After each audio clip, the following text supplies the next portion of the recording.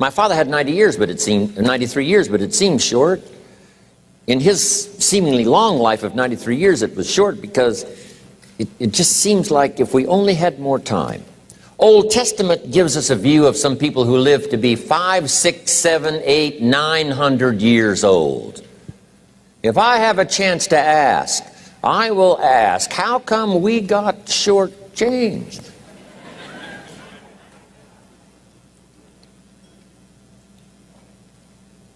Wouldn't that be a good question if you had a chance to ask? Imagine 7, 8, 900 years to watch generation after generation after generation after generation stay healthy and well. I mean, you gotta be healthy to make it to 900. You gotta take your vitamins.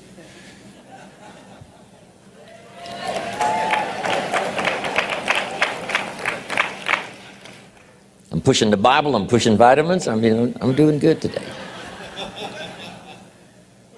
So, the key is time is precious. Now let me give you Bill Bailey's description of time. Life is not just the passing of time. Life is not just the passing of time. Life is a collection of experiences, their frequency,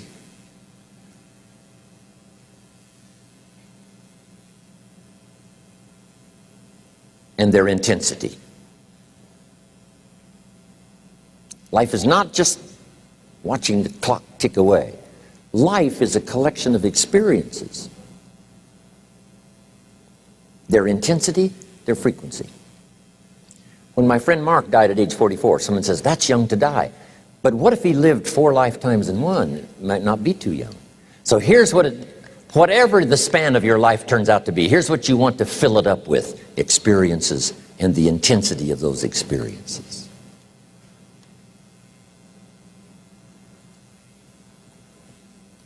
But now let's talk about the management of time. Here's one of the best ones. We covered earlier, when should you start building this hotel? Answer: as soon as you have it finished. Now jot this one down on time management. When should you start the day?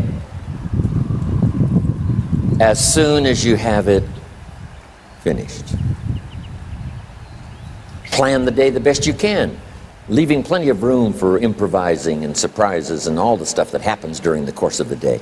But if you've planned a good, productive day, now you start that day, you can't believe how much more valuable your time will be. Don't start the day until you have it finished. Now here's the next one. Don't start the week until you've had it finished. Now to lay out a week is a pretty good challenge. Next, don't start the month until you have it finished. The places to go and the people to see and the productivity and the sales and the customers and the development and all the rest of what you want to accomplish during the course of 30 days. Don't start the month till it's finished. And then here's the big one. This is really challenging. Don't start the year until you have it finished. To the best of your ability. It can't be finished like minute by minute. But in terms of the sweep of what you want to accomplish in the year 2002, make sure that that's set and ready to go by the time January 1st rolls around. And it might get all upset, and it might get torn up, and you do a new one. You make so much progress the first 90 days that now you've multiplied it all by 2, by 3. Because that happened to me. I thought, wow, this is going to be a great year. By the time I'd finished the 3rd month, I'm rolling, I'm soaring. So many things are happening, I revised my whole year's plan. Okay. Now, jot this down. Approaches to the management of time. Here's the first one. Ignore the subject. I mean, that's good advice. Don't let anything overly bug you. Because remember now, you don't have to do anything. Someone says, well, I got to get a handle on my time. The answer is no, you don't. If you want to let it all go, you can let it all go. I mean, this is good advice. Somebody says, you ought, you ought, you ought. Jot this down. Ignore all the you oughts or you should. Only if they're giving general information. We should. It's better to say if you're teaching, we should. Not you should, we should. Then you let me listen in without it being too confrontational. If everyone did this, see, that'd be great. And then you give a person a chance to choose to do it or not to do it. But when you start the you ought, now see if I don't, now see we got some tension and maybe some problems. So you oughts seem to always create problems.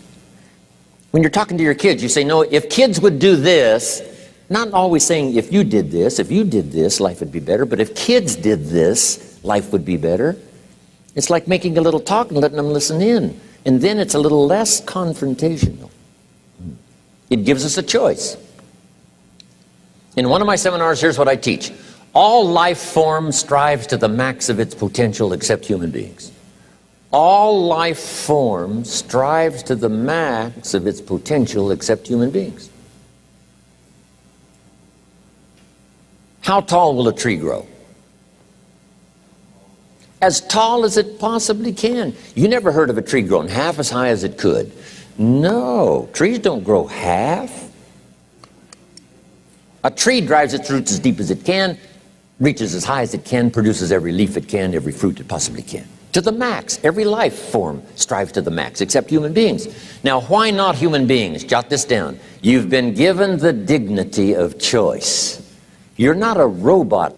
You don't have to repeat this year the same as last year. You can tear up last year's plan, develop a new plan.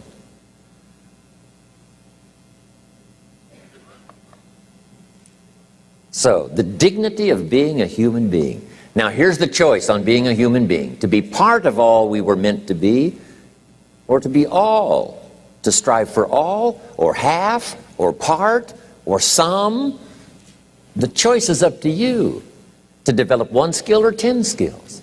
Someone says, well, I'd be happy with just one more language. Well, some say, hey, I'm going to learn 6 or 7.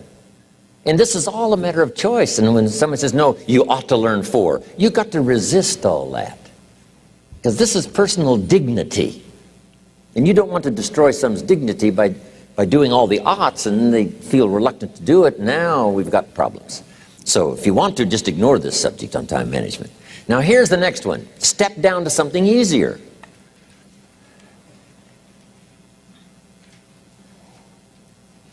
The guy's in sales and he says, oh, I want to own the company. Finally owns the company. Now he's got no time to play golf. He said, when I was in sales, I was making big money playing golf 3 days a week. Heck with this owning something. Heck with managing. My life was never my own after I started to manage. I'm going back to sales. See, this is the key. If you're getting too pressed, you might consider stepping down to something with a little easier time pressure.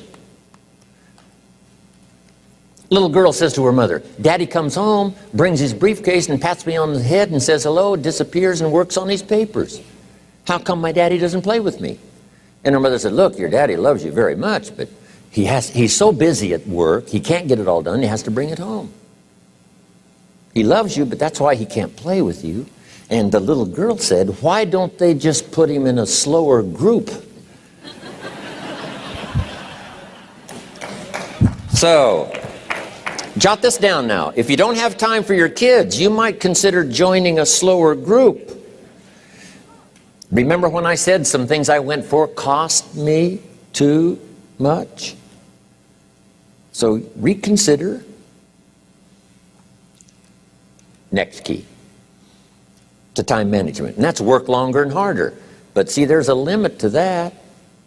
I almost lost my health the first year. I went so crazy about personal development and achievement. I just went bonkers. You know, I told you I was skinny. By the end of that first year, I was a walking shadow. And then it suddenly occurred to me, what if I got rich and too ill to spend it? I mean, that was a shocker. So I started, developing a little more reasonable. Because I said, if 12 hours won't do it, I'll work 14. If that won't do it, I'll work 18. I mean, how many hours it takes. And sure enough, it cost me too much. So see, working longer and harder for some might be appropriate. If you're just sitting around not doing that much, this might be good, work longer and harder. But you can only work so hard. Here's the key, not to work harder, but smarter. When you've worked as hard as you can, doing the best you can in terms of physical output in the time, reasonable time. Now here's the ultimate in the management of time, and that is you simply become more skillful. When I first got into sales, You know, I was around people that could get, 9 out of 10, 8 out of 10. And when I first started, I could only get 1 out of 10.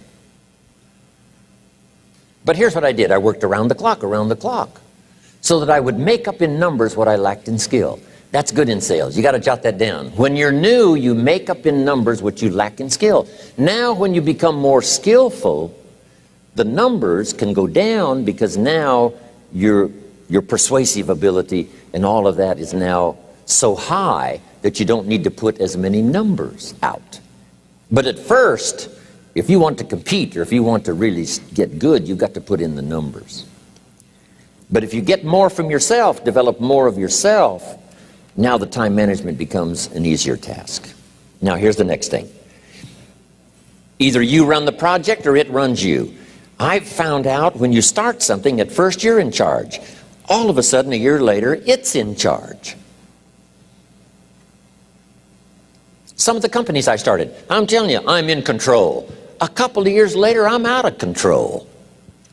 At first, I've got it on the run. 2 years later, it's got me on the run. Haven't got enough time. I'm dizzy with trying to get it all done. So here's part of the key, and that's to get in charge. Say, I'm going to take charge of my health. One of my albums is entitled, Take Charge of Your Life. Take charge of your time. Take charge of your resources, which we're going to talk about next. Take charge of your health. You're the one that's responsible for it. It's not a requirement of society that you not have a heart attack and take care of your family. That's not a requirement of society, but you must make it a requirement of yourself. Society doesn't require that you build a financial wall around your family nothing can get through. That's not a requirement of society. It's a requirement you impose on yourself to build a financial wall around your family nothing can get through. So impose on yourself this self-development of being in charge, taking charge of your life and your health and your future and your responsibilities and all the rest. Next, reasonable time is enough time to achieve all of your goals. Just jot that down. Reasonable time is enough time. I had to learn that.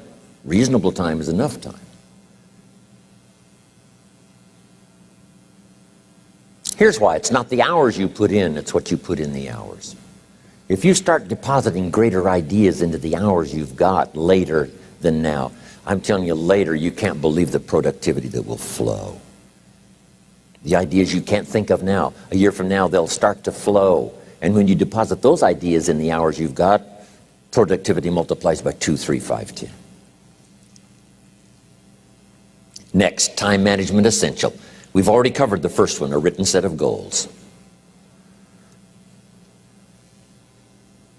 And then do priorities on your goals. What's important this week? What's important this month? Here's the next one. Often review. Just go over your goals to make sure that your list is working for you. It's got you inspired. It's got you turned on.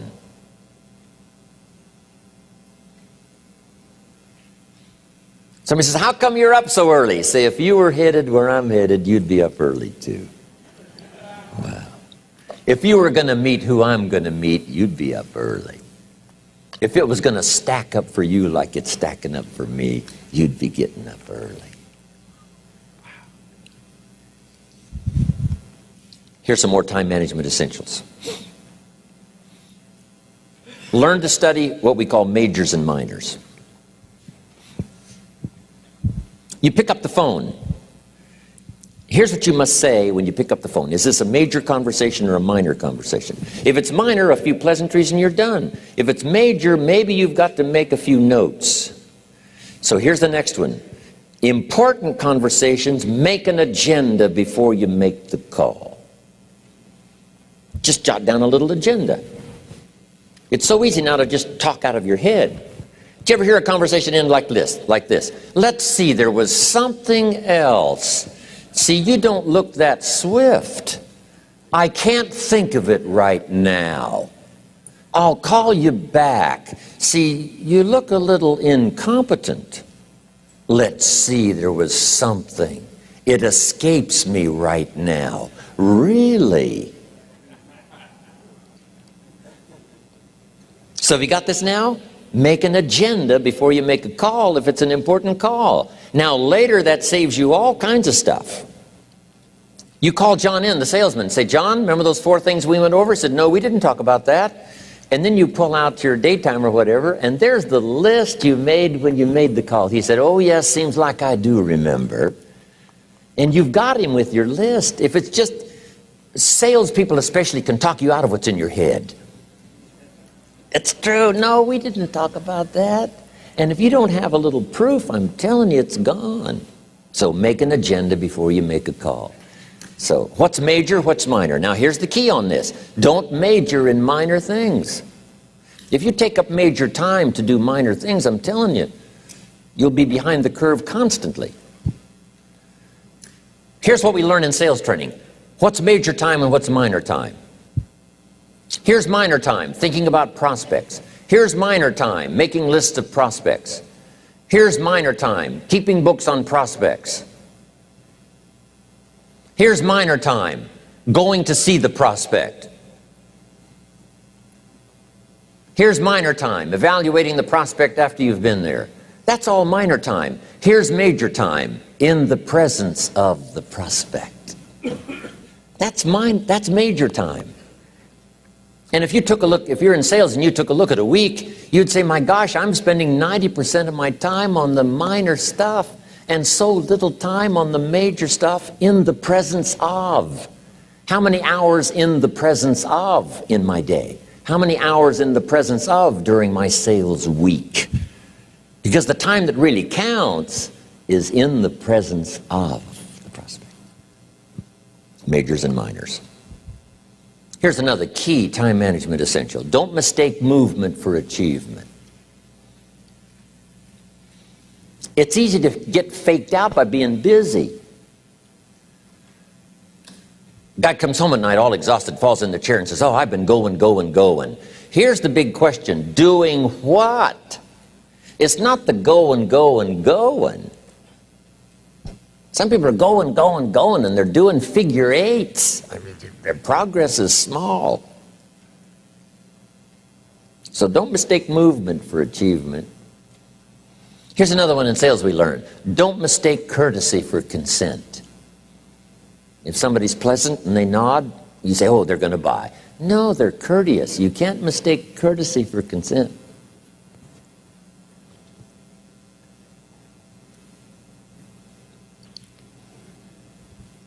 Now here's a big one, concentration. I had to learn this. All those years ago, I'm in the shower trying to compose a letter. Found it turns out to be a strange letter. So here's what I learned to do. Save the work till you get to the office. Save the work till you get to the work. Don't try to get to the office on the way to work. On the way to work, enjoy the way. In the shower, enjoy the shower. Then go to work when you get to work. I found this to be helpful. Concentration. Here's another big one. Learn to say no. I'm telling you, in such a social society we have now, it's so easy to try to be a nice person, saying yes, yes, yes to everything. Find yourself overloaded. Now you got to call and make the, well, gosh, you know, all the time it takes to back out of something that you said yes to too quickly. Here's what might be better. I don't think so, but if that changes, I'll call you. Little things you can use not to overcommit yourself. My friend Ron Reynolds says, don't let your mouth overload your back. It's a good one. Now here's a big one on time management.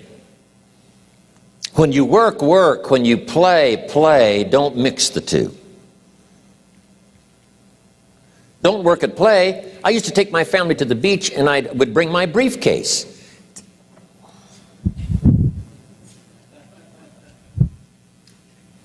I learned not to do that. Or at the beach, I'm saying I should be at the office. I should be at the office. Now my family's upset because I'm at the beach and I'm thinking office, office, office. Now when I'm at the office, I'm thinking what? I got to get my family to the beach, the beach, the beach. So things are not going too well at the office because I'm thinking beach, and things are not going too well at the beach because I'm thinking office. Here's what I learned to do. At the beach, be at the beach. At the office, be at the office. When you work, work. When you play, play. Don't mix the two. Don't work at play. Now here's one of the most important ones. Don't play at work. Work is too serious.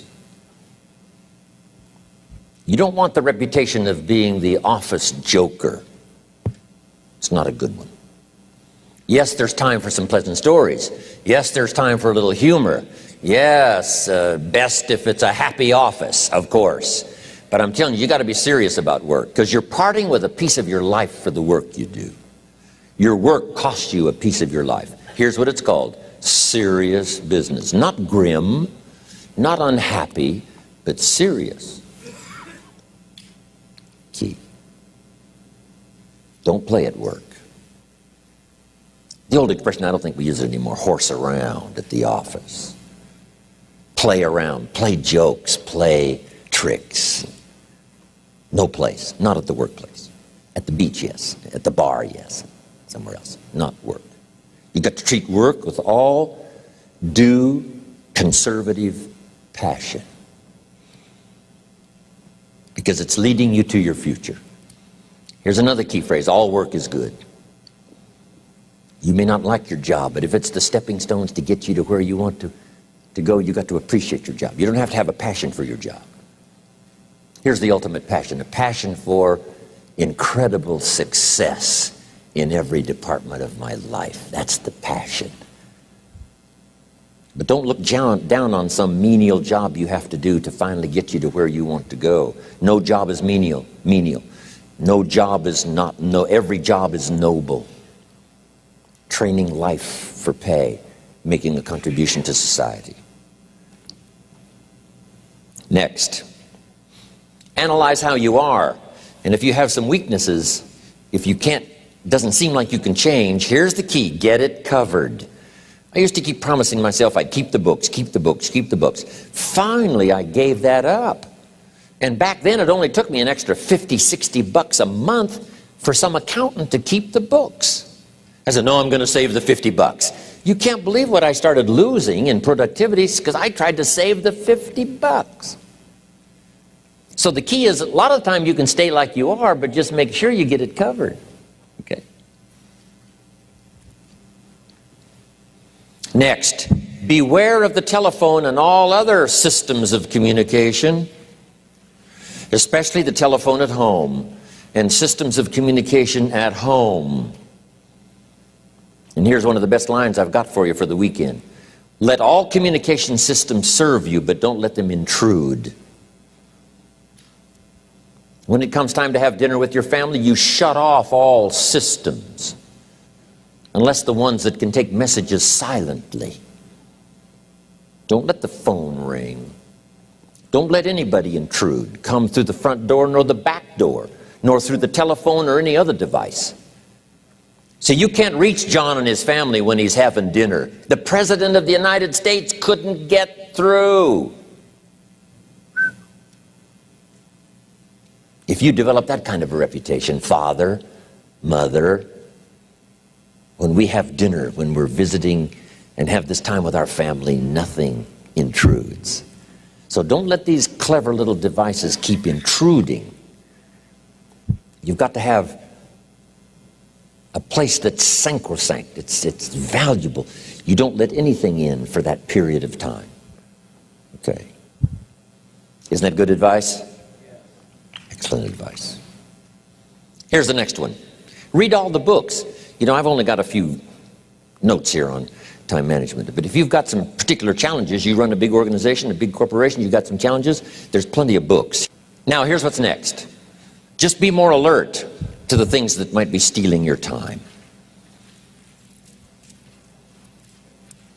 Here's why. Time is like capital. You can't let someone steal your seed corn. You can't let someone steal your capital. And you can't let someone steal your time. You must designate your time. And some of the time that you designate, you must not let anyone steal. Casual time, you might let someone intrude and steal a little bit and take a little bit, but not serious time. Key. Next, one of the great time management savers is to learn to ask questions up front. Sometimes you talk to somebody for an hour, and then you ask questions and find out if you would have asked those questions up front, you could have saved yourself an hour. Asking questions up front helps you to get to the problem now. But if you just launch into some discourse, you might waste 30 minutes, waste an hour, when here's what you should have been talking about. After you finished an hour, you say, John, what's really the problem? He said, well, it's something personal. See, that's what you should have been talking about this whole hour. Key. Next, learn to think on paper. Now we're going to take a break. Some ways to think on paper. One, we've covered one. Solving problems. Take it out of your head and put it on paper. Another one is setting goals. Making these lists we've already started. Here's another good way to think on paper. It's a projects book. Each person you're working with and each project you're working on, get a loose leaf binder and a tab and some pieces of paper behind the tab, and do a little continual summary of how it's going between you and that person and between you and that project. I call it a projects book. It is so useful to me. But what's going on between you and this person? When you last got together, what did you talk about? And you got a few notes there. Here's what we talked about the last time we got together. Now when you get together again, you can review that so you'll know better what to talk about. When the president gets ready to travel and he's going to meet some important people, guess what they bring him? All these briefing books. Right? The last time you were with Khrushchev, Kennedy is informed. Here's what he said and here's what you said. Kennedy said, oh, that's valuable. I need to remember that. If a person is important, it's worth a little running account. You might even have a projects book for your children. Here's what's happening between me and my child. We've talked about this, and we've talked about this, and we've talked about this. Next, a day timer. Keeping track of all of your appointments. You know, mine is all filled with, when to catch an airplane and when to do a seminar, and when to sit down and have a conference, all the rest. Next is a game plan. If you've got a house and the insurance is going to come due and some other things are going to come due, you just put it on a spreadsheet and make sure it's taken care of. Key phrase, take things out of your head and put them on paper. And the key is to just experiment with different ways that helps you to do that. Now here's the last one, thinking on paper, and that's to keep a journal. One of the things I'm known for around the world, have been now for 39, 40 years, is keeping a journal. Now my journal is not it's not necessarily it's not like a diary. It might be part diary. I'm flying over Ireland and I write down a few little things that impress me. Today I met this person. Wow, what an extraordinary event. Today I conducted this seminar in Rome. 1,000 people stood up and sang for me. I've got a little bit of a diary in there. But here's what primarily your journal is for. Collecting good ideas. A journal is to collect good ideas on your health, good ideas for your business, good ideas for your future, good ideas for time management. Because I used to take notes on pieces of paper and torn off corners and backs of old envelopes and restaurant placemats. And I threw all this stuff in a drawer. It did not serve me well. I finally learned to get a bound copy, right? And just keep a journal, right? If I was here, I had my journal, I'd be taking notes, right? These 2 days in my journal. Now, if you're caught without your journal, you just take the notes. When you get back home, you put those notes in your journal, throw the paper away. Because we don't usually go through paper to review. But see, my journals now make up a significant part of my own library. My journal's all reserved privately for my children and my grandchildren. Can you imagine what I've collected over the years? It's unbelievable. There are 3 treasures to leave behind. I think you've already got those notes, right? Here they are. Number 1, your pictures. Don't leave the event unrecorded. It takes only a fraction of a second to say, here's who I was with.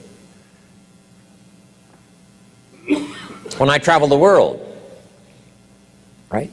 We take all these pictures, and here's one of the gifts. People send me the pictures they took of me and them. It's part of the treasures I have on the farm. Incredible.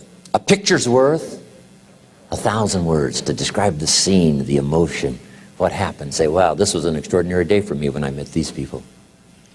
Here's what they told me happened to them when they went to my seminar 10 years ago. Wow, the drama comes back if you've taken the pictures. It's one of the treasures to leave behind when you go. Remember the old photographs that we have now of, 100 years ago, 70, 80 years ago, just a few photographs? What would it be like if you had thousands of photographs of the past, of your history, your mother, your father, right? Grandparents? So change all of that now for your children. Leave all your photographs as a record. Here's what's next to leave behind, and that's your library. The books that changed your life, the books that changed your health, the books that rescued you from oblivion, the books that you passed on to other people, they were so exciting for you, the books that made you financially independent, the books that developed your leadership, the books that gave you wisdom to ponder when things were tough, the books that got you through the winter, the books that helped you to plant in the spring and harvest in the fall. What a treasure to leave behind. If you do that, here's what's for sure. Your books will be more valuable than your furniture. Wow. Now the third treasure to leave behind is your journals. The notes you took that helped you to live life as you lived it. Long after you're gone, a treasure that children, grandchildren, great-grandchildren will find so fascinating. They may use it to help guide their own